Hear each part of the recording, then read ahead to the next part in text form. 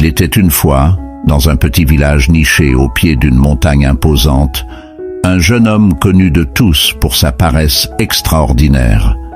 Il s'était forgé une réputation en passant ses journées à paresser à l'ombre d'un immense arbre où il se prélassait, rêvassait et observait les autres villageois s'acharner dans les champs et les ateliers. Un jour, un sage moine arriva dans le village et, ayant entendu parler de la paresse du jeune homme, décida de lui transmettre une leçon précieuse. Il l'appela et lui dit « Mon fils, j'ai une tâche pour toi. Je veux que tu grimpes au sommet de cette montagne et que tu rapportes une seule plume du sommet le plus élevé. » Le jeune homme éleva les yeux vers la montagne imposante, raillant la demande qui semblait impossible. « C'est impossible, répliqua-t-il. Je suis bien trop paresseux pour grimper jusqu'en haut. » Le moine, avec un sourire plein de sagesse, rétorqua « Ah, mais tu vois, la plume que je cherche n'est pas sur la montagne elle-même.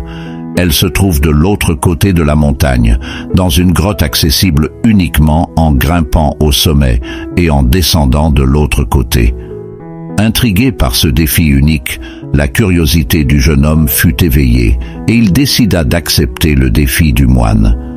L'ascension fut une épreuve épuisante et exténuante.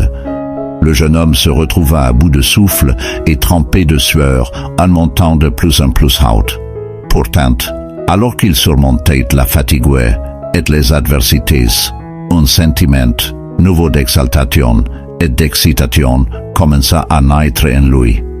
Une fois au sommet, il était épuisé mais empli d'un sentiment de réussite incommensurable qu'il n'avait jamais éprouvé auparavant.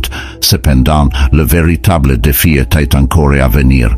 Le jeune homme devait maintenant descendre de l'autre côté de la montagne et trouver la grotte insaisissable où se trouvait la plume tant convoitée.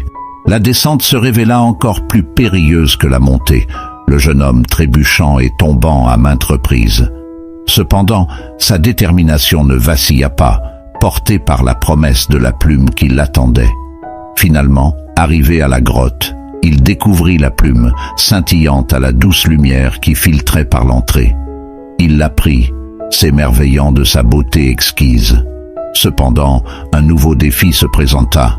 Comment ferait-il pour remonter la montagne afin de restituer la plume au moine? Pendant un instant, le jeune homme envisagea d'abandonner. Mais il se souvint alors de l'incroyable sentiment de réussite et de fierté qu'il avait éprouvé lorsqu'il avait atteint le sommet. Il savait qu'il possédait la force et la détermination nécessaires pour le refaire. Ainsi, avec des muscles endoloris et des poumons brûlants, il entreprit l'ascension ardue de la montagne, refusant de céder à la fatigue. Quand il se tint enfin devant le moine, lui présentant la plume, le moine sourit et déclara « Bravo mon fils, tu as appris une leçon précieuse aujourd'hui. La paresse n'est pas quelque chose à accepter ou à tolérer. C'est un défi à surmonter, un obstacle à franchir. » Le jeune homme hocha la tête, comprenant profondément la sagesse des paroles du moine. Il réalisa qu'il avait toujours eu le potentiel pour la grandeur en lui, mais sa propre paresse l'avait retenu. À présent, armé d'une nouvelle force et d'une nouvelle détermination, il comprit qu'il pouvait surmonter tous les obstacles qui se dressaient sur son chemin. La leçon du défi du moine était claire. La paresse ne devrait jamais être acceptée ou tolérée. C'est un défi qui doit être vaincu, un obstacle qui doit être surmonté. En nous poussant à atteindre des objectifs ambitieux, même s'ils semblent insurmontables, nous découvrons en nous une réserve de force et de résilience que nous ne soupçonnions pas. Pour surmonter la paresse, il faut se mettre au défi, se fixer des objectifs ambitieux, aussi intimidants qu'ils puissent paraître.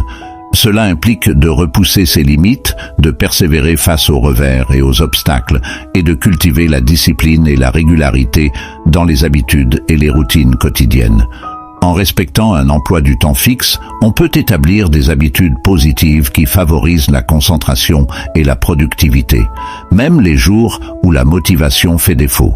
Un autre aspect crucial pour vaincre la paresse est de cultiver un état d'esprit de croissance. Cela implique de voir les défis et les échecs comme des opportunités de croissance et d'apprentissage plutôt que comme des raisons d'abandonner ses objectifs. En adoptant un état d'esprit de croissance, les personnes peuvent entrevoir leur perspective sur l'échec, l'utilisant comme un catalyseur pour l'amélioration et le progrès.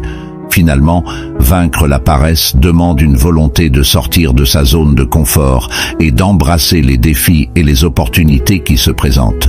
Ce faisant, les individus peuvent libérer leur véritable potentiel et découvrir la voie de la croissance personnelle et du succès.